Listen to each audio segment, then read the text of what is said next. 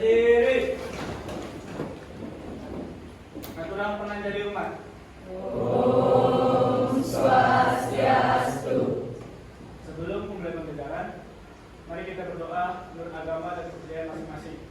Berdoa mulai.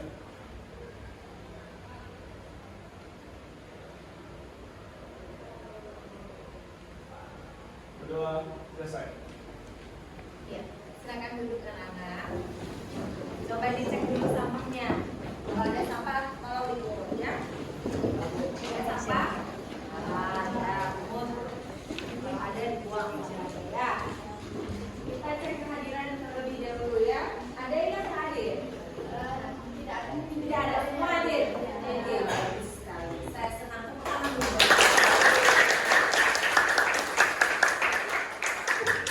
Baik anak-anak, kita akan mempelajari tentang materi apa? Bisa ada yang mau baca? Silakan. Apa judulnya? Kelola emosi. Kelola emosi. Lanjut, bimbingan dan konseling jurus 2 kelola emosi. Ya. Dalam pelatihan ibu itu ada 7 jurus. Salah satu jurusnya adalah jurus kedua kelola emosi. Ya. Nah, sebelum kita mulai, ibu akan bertanya dulu, bagaimana perasaan saat ini? Coba dicek di gambar tersebut yang mana menunjukkan emosi kalian saat ini. Yang mana? Angkat tangannya yang mau jawab. Kita hitung ya dari situ 1, 2, 3, 4, 5, 6, 7, 8, 9, 10. Paham? Yang mana emosimu saat ini? Angkat tangan. Yang mau. Oke. Yuda. Saya ini merasakan emosi yang pertama. Saya sangat Oke, tepuk tangan. 10 yang terakhir. Oh, 10 lagi ngantuk. Ngantuk karena banyak tugas. Oke. Chandra ngantuk, capek dia habis jalan dia capek. Hari kita tidur gitu ya. Ini disebut dengan ice breaking. Ice breaking betul ya? Ya.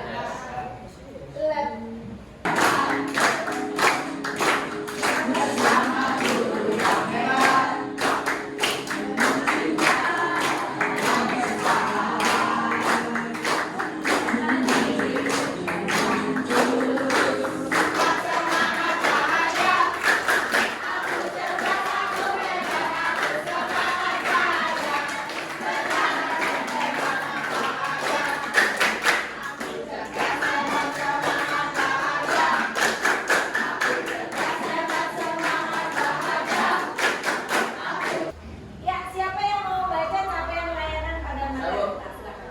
capaian layanan siswa mampu memahami potensi, minat, dan keterbatasan dirinya serta mengelola emosi secara sehat dalam menghadapi tekanan. Oke, bagus. Tepuk tangan dulu.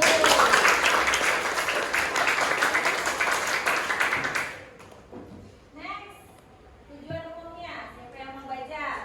Ya, silakan.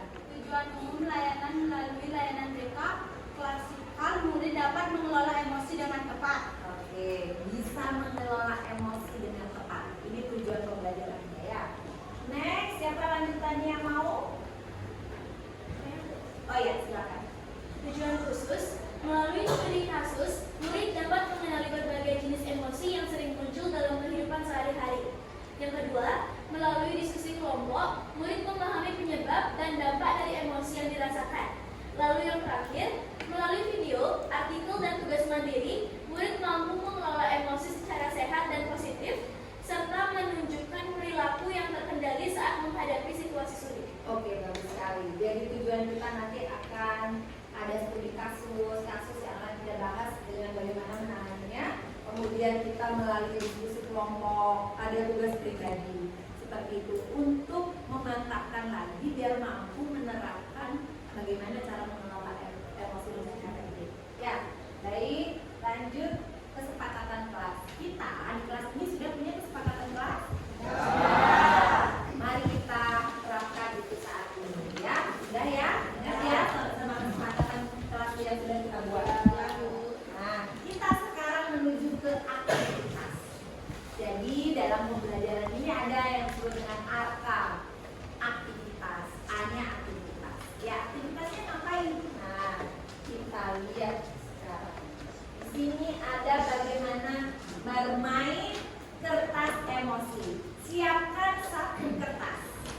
Jangan yang baca. Ya, siapkan satu kertas. Anak perhatikan, ini aktivitas kita ya. Setiap murid akan membawa satu kertas. Sudah bawa kertas? Sudah. Kalau senang kertasnya diapain? Bisa. Kalau kesal? Di rumah. Kalau marah? Di sobek. Paham? Paham. Sekarang tutup matanya. Ibu yang cerita. Ya, sambil diusap, dirobek, diremas boleh. Ya, sesuai dengan perasaanmu berdasarkan cerita berikut. Paham? Paham. Oke, silakan tutup matanya. Hari ini cerah, murid berangkat ke sekolah. Tuh, perasaanmu bagaimana? Harinya cerah. Orang tua sudah menyiapkan bekal dan sepeda motor udah ready. Nah, keluarin motor nih. Tiba-tiba di tengah perjalanan motor banyak kempes. Bensinnya habis. Mau telepon HP-nya tidak ada. Ya, ekspresikan sesuai perasaanmu berdasarkan cerita tersebut. Kemudian muridnya mendorong motor sampai di sekolah. Sampai sekolah, itu perhatikan ya ekspresi dari ekspresimu. Sampai sekolah terlambat, tentu menerima konsekuensi. Apakah konsekuensinya? Yaitu membersihkan halaman sekolah yang luas. Ya, luas banget halaman sekolah kita, bukan? Mataharinya terik, panas. Disuruh bersihin, panas menyengat. Lalu saat istirahat nih, bekal makan dibuka, ternyata tidak ada bekalnya. Bagaimana perasaanmu bekalnya tidak ada? Ekspresikan di kertas tersebut.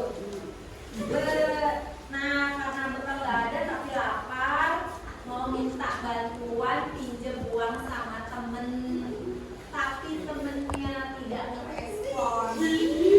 Temennya nggak mau berkomunikasi, diem aja. Bagaimana perasaanmu sama temenmu itu? Tentu ada kalimat-kalimat kebun binatangnya ya.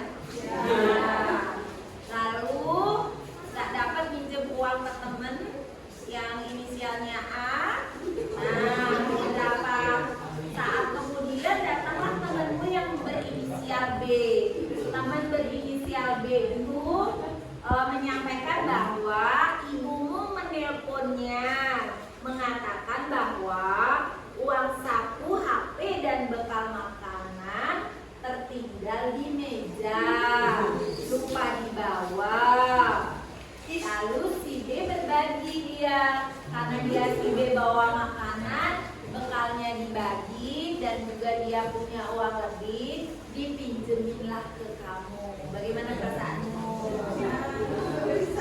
Nah, kemudian si B bercerita bahwa si A yang tadi kamu pinjemin uang itu sedang bersedih ayahnya masuk ICU. Sekarang bagaimana perasaanmu? Oke, sudah buka matanya. Kita akan ke sesi berikutnya yaitu refleksi. Paham ya? Nah, sudah. Yang lain kalau itu boleh di kertas masing-masing boleh ditulis.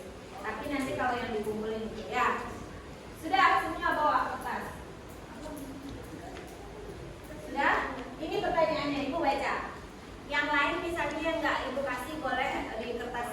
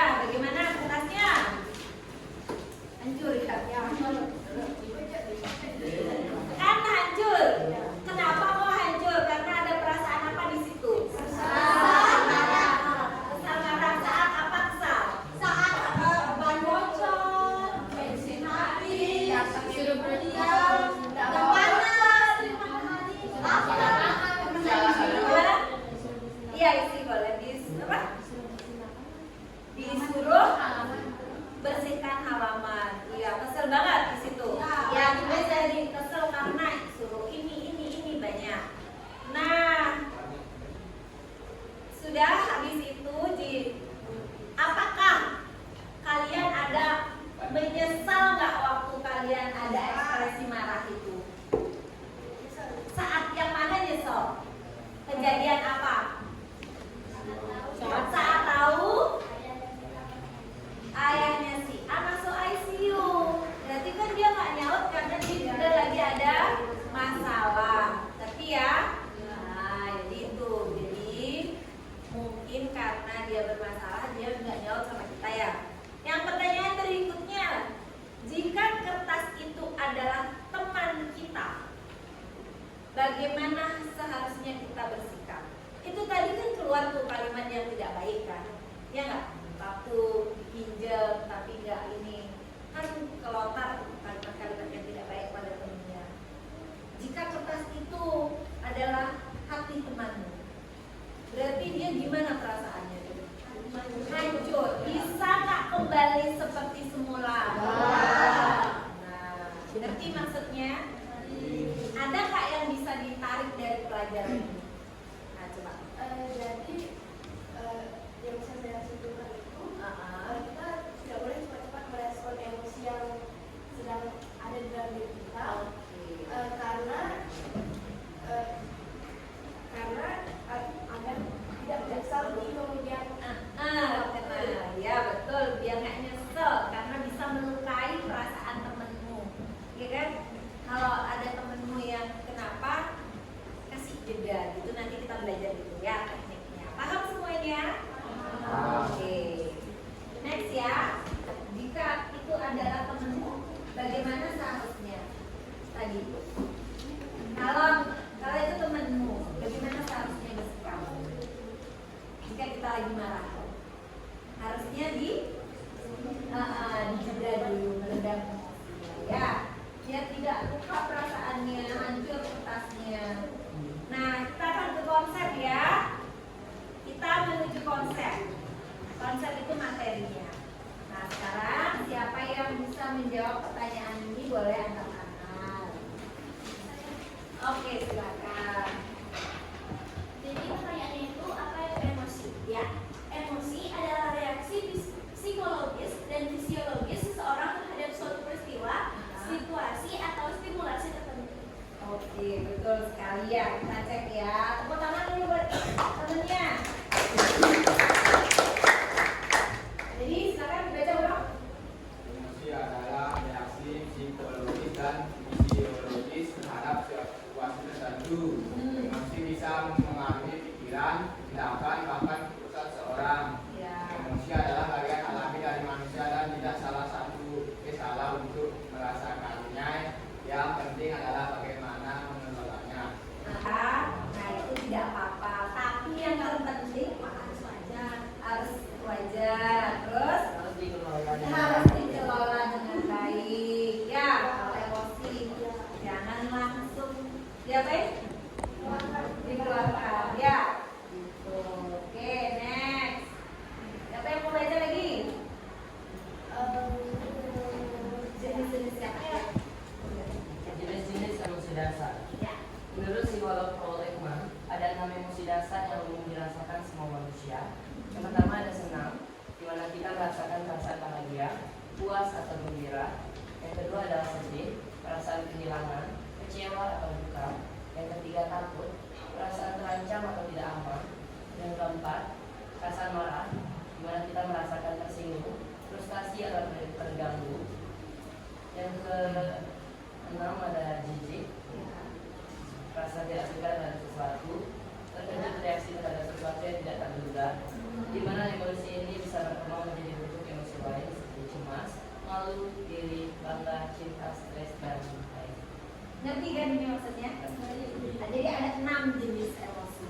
Itu menurut Paul Ekman. Ya, tapi bisa berkembang nanti jadi beberapa jenis. Contohnya cemas. Pernah cemas? Kalau kenapa cemas? Kalau keluar ke sana di sekolah. Oh, jadi cemas. Oh, jijik. Kenapa? Wow, jenisnya ya. Kita harus mengenali jenis-jenisnya dulu. Tidak terkelola. Siapa yang mau baca? Ya, silakan. Dampak emosi yang tidak terkelola.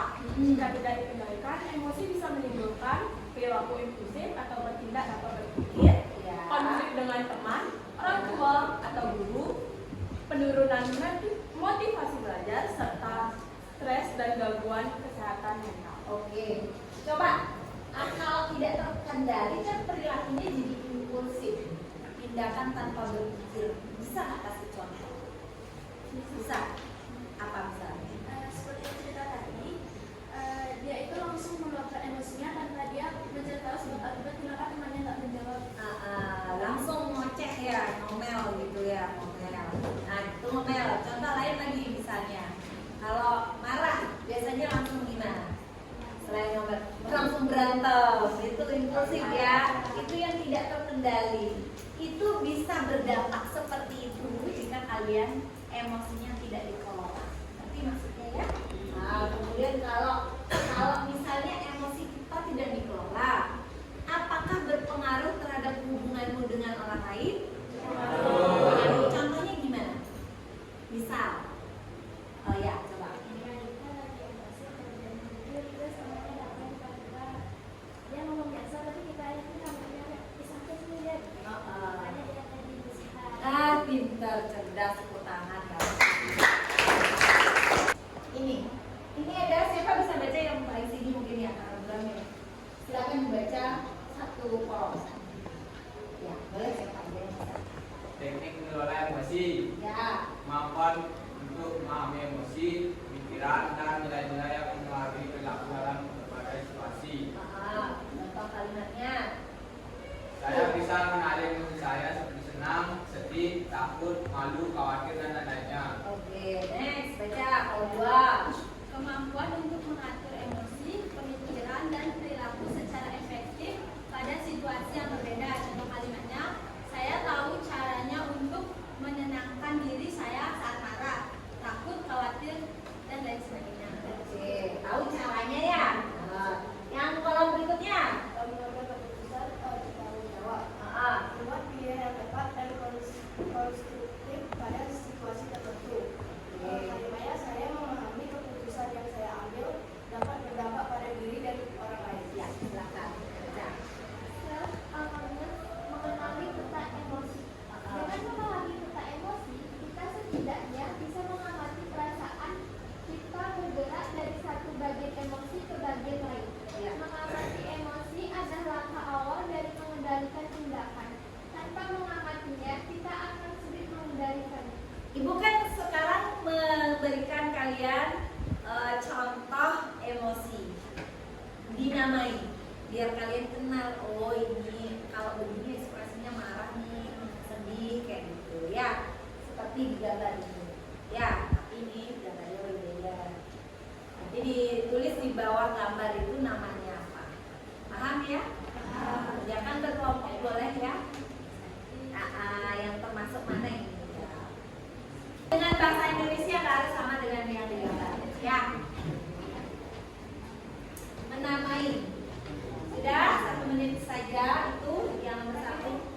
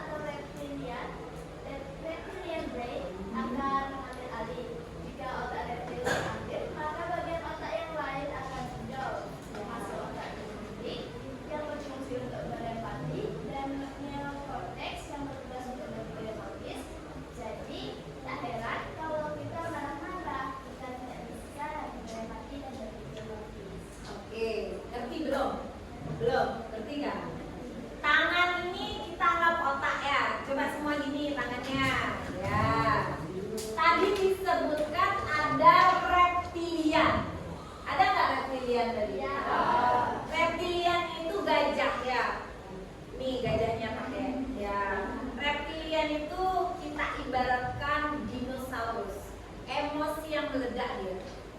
Ya, dia kayak marah banget gitu, sedih banget gitu. Pokoknya gitu modelnya dia ya. Nah, yang 4 ini kita ibaratkan sebagai tadi neokortex sama dengan limbik. Ini contohnya, ngerti ya? Tapi ketika kamu lagi dikendalikan oleh neokortex, maka gini, tangan gini. Nah, diusahakan kalian selalu mengendalikan reptilian brainnya itu. Ngerti maksudnya? Gini caranya. Berarti kalau gini, dinosaurusnya keluar. Ibaratnya. Jadi kalau ada yang marah-marah tuh di otak dinosaurusnya lagi maju. Gitu, kodam. Kodamnya loh. Nah itu. Ngerti maksud saya? Nah, siapa yang mau baca ini? Ya. Nah ini. Responsibility, decision making, jeda dan memilih tindakan. Saat ada kejadian yang membuat emosi kita marah, maka biasanya kita langsung marah atau mengambil sebuah tindakan yang merupakan pelampiasan dari emosi marah tersebut. Seringkali tindakan yang kita ambil malah berdampak buruk, sehingga saat kita sadar, kadang kita menyesali tindakan tersebut. Nah, bisa kasih contoh yang tadi ceritanya bisa. Yang tadi kalau kita marah, kalau tadi nggak dikasih pinjam langsung marah ya, kita langsung dirobek itu, kan berarti marah yang beda gitu. Tapi jika kita menggunakan teknik ini, jeda dan memilih tindakan, gitu, itu kasih jeda dulu. Kenapa dia tidak merespon? Dijeda dulu.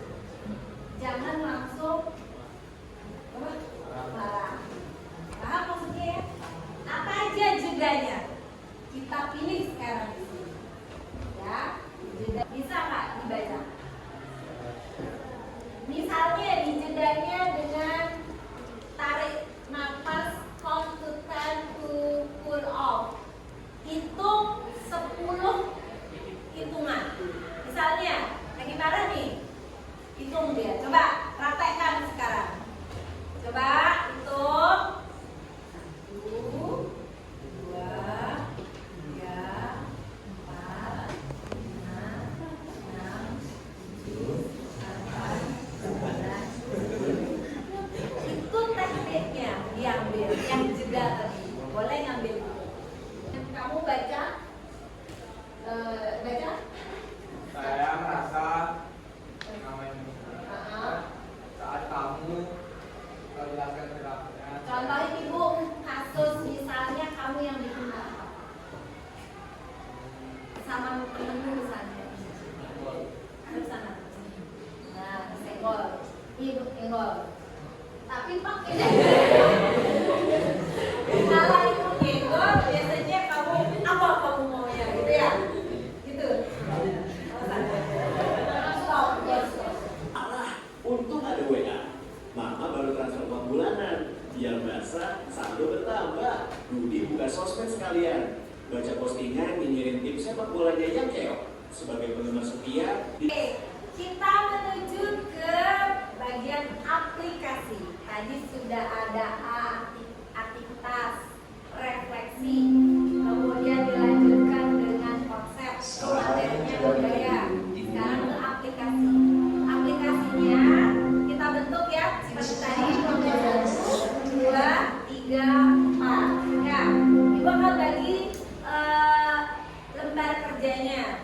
Nanti di lembar kerja itu ibu minta kalian menyimpulkan dulu apa kalian didapat dari pelajaran, apa didapat dari video tersebut. Ya, itu satu. Lalu ada nanti diskusi kelompok, dibuat bersama kelompok. Tulisin aja di atasnya kelompok berapa kalian. Ya, paham? Tulis sama kalian di bawahnya, tulis sama kelompok. Ini aplikasinya. Ayo cepat, waktunya 2 menit. Boleh.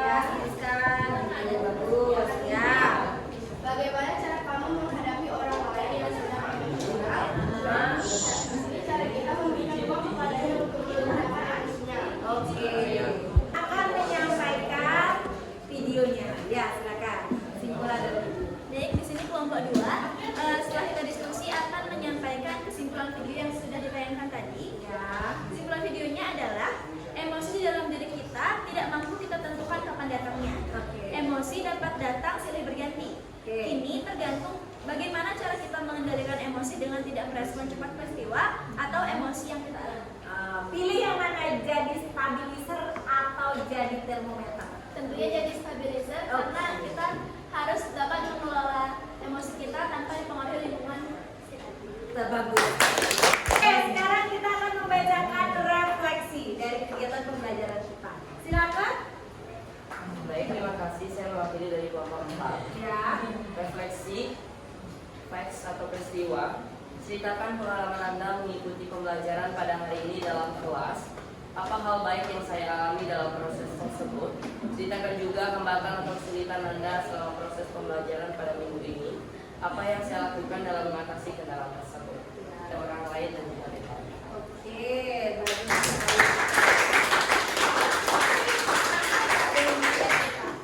Paham dengan materinya? Senang dengan pelajaran? Senang. Tapi dipahami, nanti diaplikasikan ya. Oke, kita akan saya akan mengumumkan tentang tugas mandirinya. Tugas mandirinya sebagai tentang, ngerti nggak maksudnya? Sampai hari kita bertemu, seminggu bertemu ya. Nanti kita bahas. Oh, selama seminggu begini emosi saya naik turun ini. Paham ya? Itu nanti dibikin ya. Bisa? Bisa. Iya. Yang terakhir penutup. Siapa yang mau menyampaikan kesimpulan dari pembelajaran ini? Apa yang didapat? Kesimpulannya lagi. Ada? Apa yang didapat? Saya merasa atau bagaimana? Jadi kesimpulannya yang saya belajar tentang pengendalian emosi karena saya mengetahui bagaimana cara mengendalikan emosi, apa saja sih emosi-emosi yang ada di diri saya, juga saya bisa mengendalikan. Saya sangat merasa sangat senang karena saya mendapatkan materi yang tidak akan mendapatkan di mapel-mapel lainnya. Dan teman-temannya juga aktif berdiskusi, jadi saya tidak pusing sendiri. Terima kasih. Saya